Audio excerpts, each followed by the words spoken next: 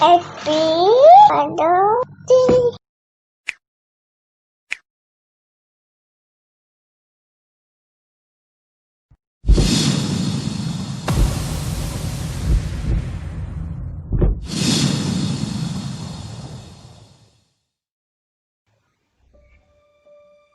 Kembali lagi di PHP, Penyuluh Hukum Pertama. Saya Dewa dari kantor wilayah Kementerian Hukum dan HAM Nusa Tenggara Barat. Kali ini ingin berbagi informasi tentunya terkait dengan hukum. Ya, di awal tadi ada video, sudah ada petunjuk di situ clue-nya tentang apa sekarang, yaitu tentang kewajiban seorang ayah. Ya, ini dalam rangka memperingati Hari Ayah Nasional. BTW yang tadi itu adalah anak saya. Itu umurnya hampir 3 tahun dan sudah bisa mengucapkan Happy Father's Day walaupun masih diajarin ya, masih diulang-ulang. Tapi nggak apa-apa, itu adalah perkembangan yang harus diapresiasi bagi seorang ayah. Baik, langsung saja kita masuk ke materi.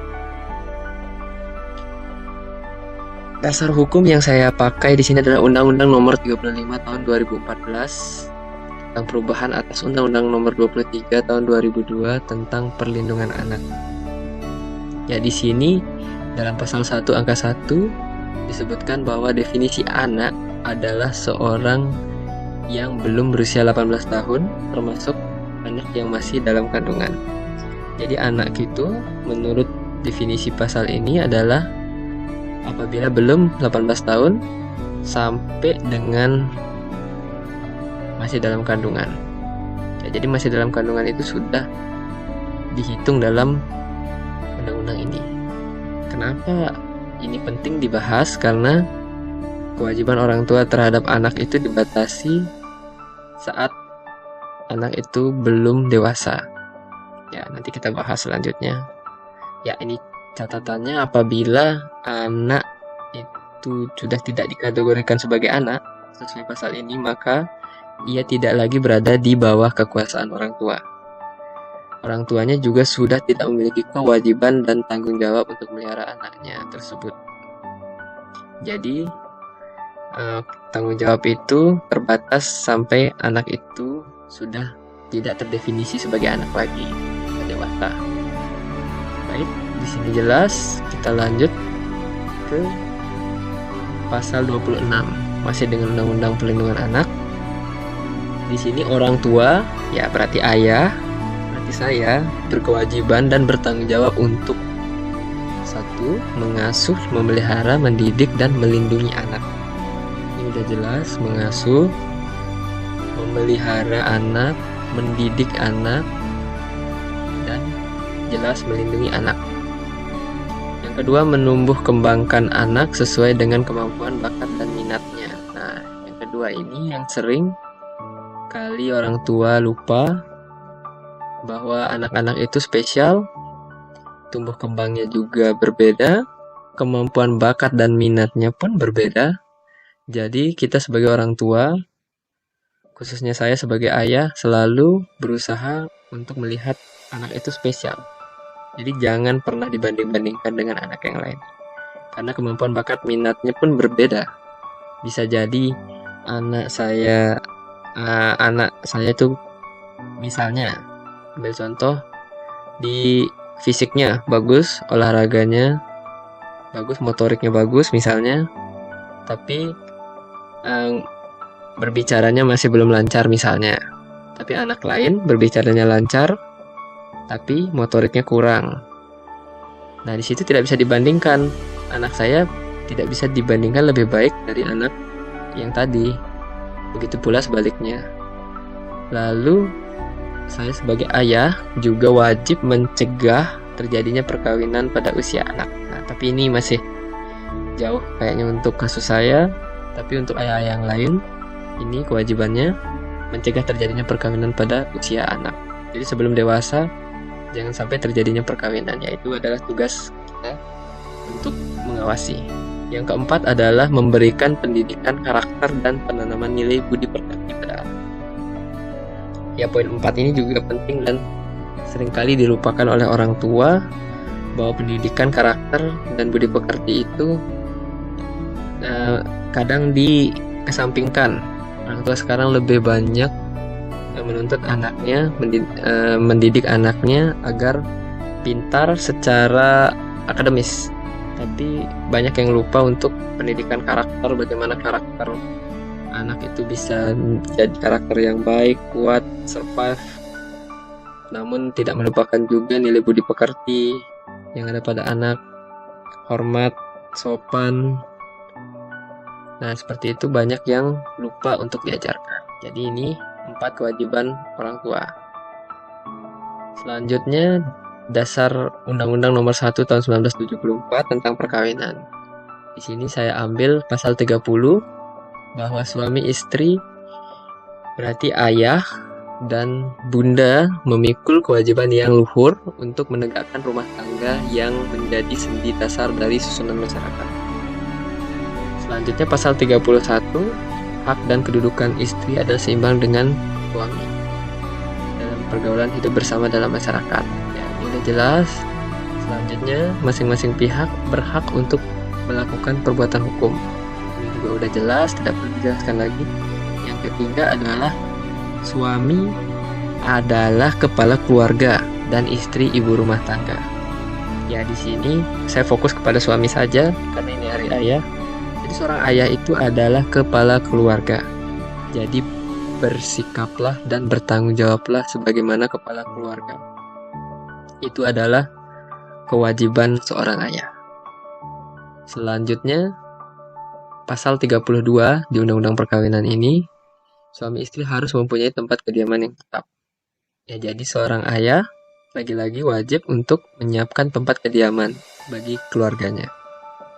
Yang kedua, rumah tempat kediaman yang dimaksud tadi itu di atas di ayat 1 adalah ditentukan oleh suami istri bersama.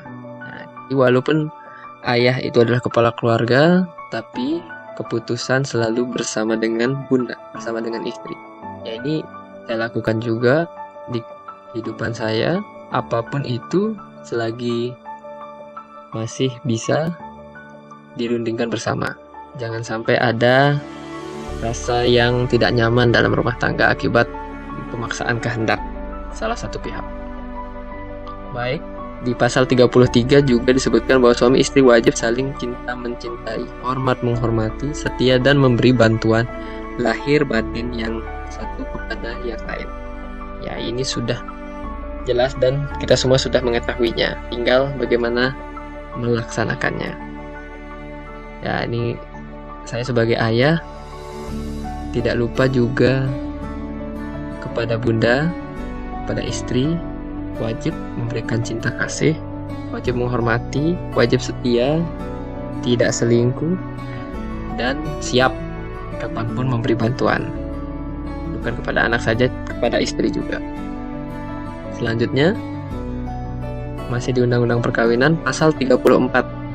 Suami wajib melindungi istrinya dan memberikan segala sesuatu keperluan hidup berumah tangga sesuai dengan kemampuannya.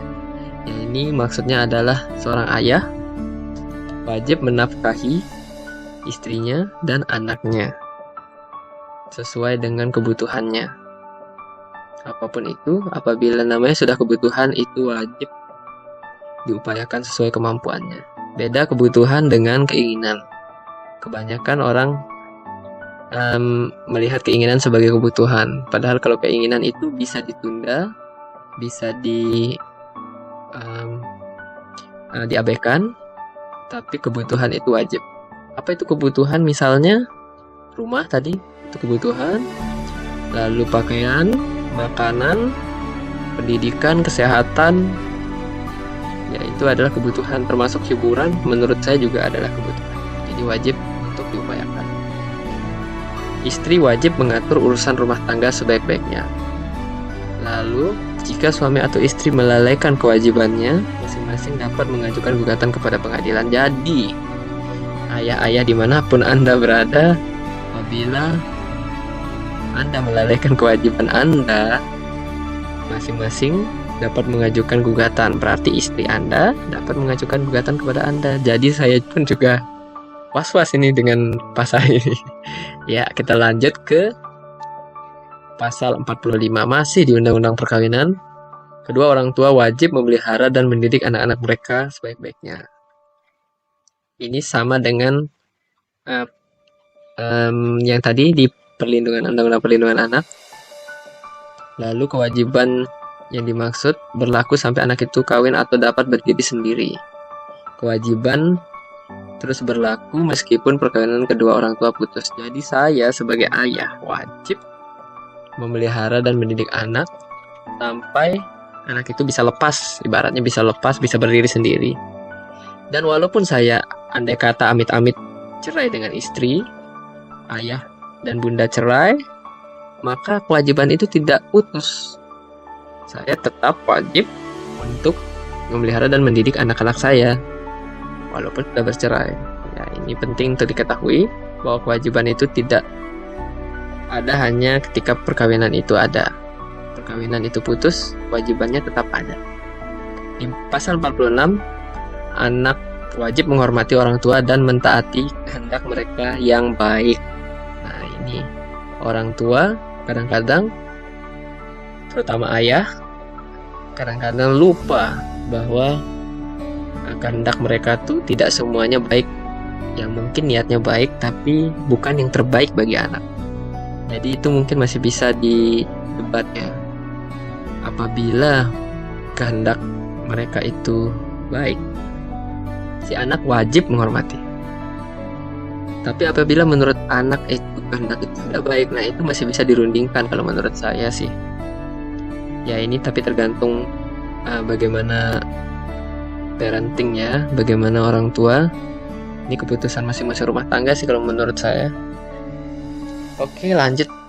Jika anak telah dewasa, maka ia wajib memelihara menurut kemampuannya orang tua dan keluarga dalam garis lurus ke atas bila mereka itu memerlukan bantuan.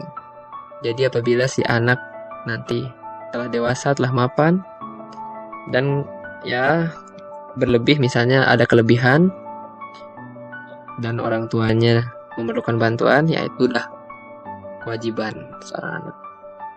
Lalu di pasal 47, bahwa anak yang belum mencapai 18 tahun atau belum pernah melangsungkan perkawinan masih ada di bawah kekuasaan orang tuanya selama mereka tidak dicabut dari kekuasaan. Maksudnya kekuasaan orang tuanya. Orang tua mewakili anak tersebut mengenai segala perbuatan hukum di dalam dan di luar pengadilan. Jadi anak itu kan tidak bisa melakukan perbuatan hukum. Jadi orang tua itu wajib mewakili di saat anak itu harus bersinggungan dengan hukum, harus melakukan perbuatan hukum, baik di dalam maupun di luar pengadilan.